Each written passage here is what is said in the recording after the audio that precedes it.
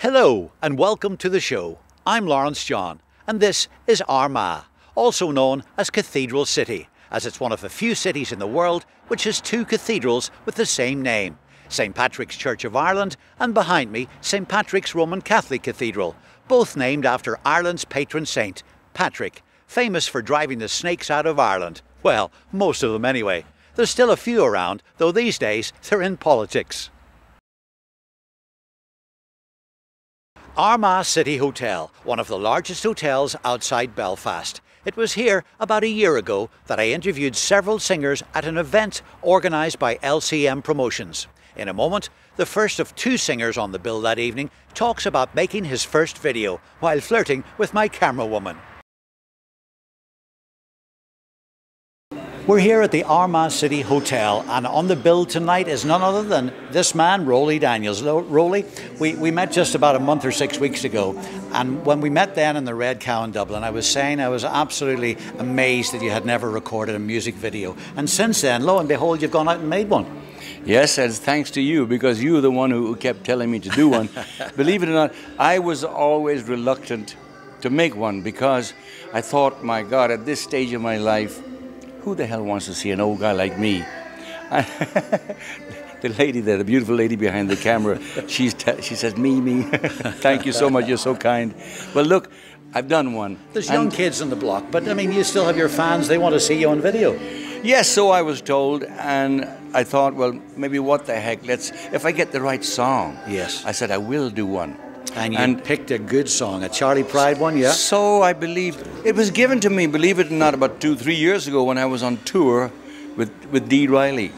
And this guy, and the Lord knows, I wish somebody would tell me his name, because I can't for the life of me remember his name, but he said, I have a song for you. It suits you down to the ground, and I took it back, so I stuck it on.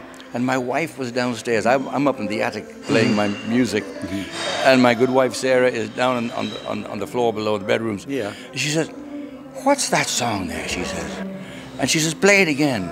Now she doesn't get excited about anything, but she likes words in a song that means something. Yeah.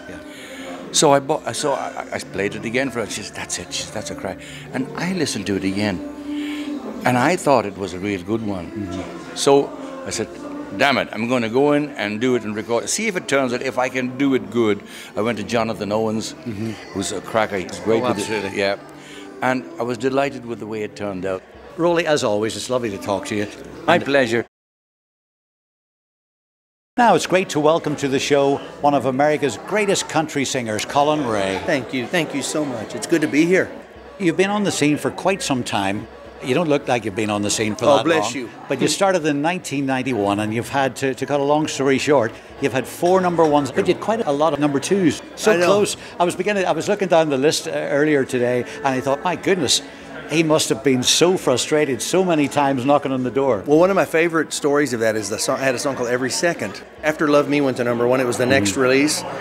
And Every Second got to number 2 very quickly. And my label was even preparing the number 1 party. We were planning it and everything. Yeah. And Billy Ray Cyrus's Achy Breaky Heart jumped from like 28 to 1. Oh my goodness. And leapfrogged, and it stayed there, number 1 for several weeks. So my record hung at number 2 for about 3 weeks and then finally dropped. Achy Breaky broke your heart because he stayed there.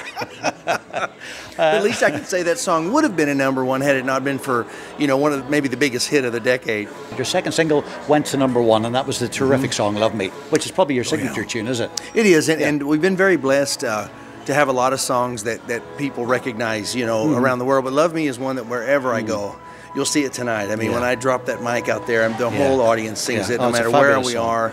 I was really blessed. I felt like it was a true gift from God for me to get a song of that caliber. Yeah.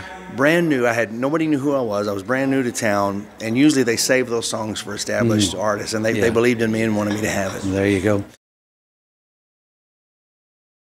And where's home in the States for you?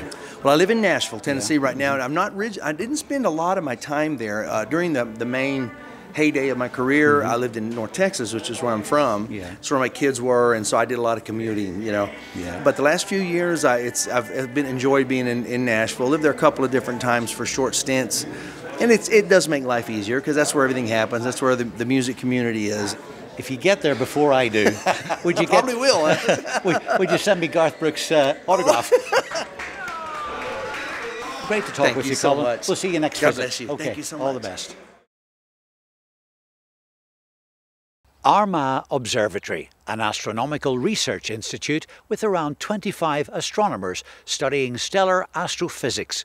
All a little over my head, I'm afraid, but I believe on a clear night, using one of the historic telescopes here, you can see Uranus. And that's it for now. Until next time, I'm Lawrence John.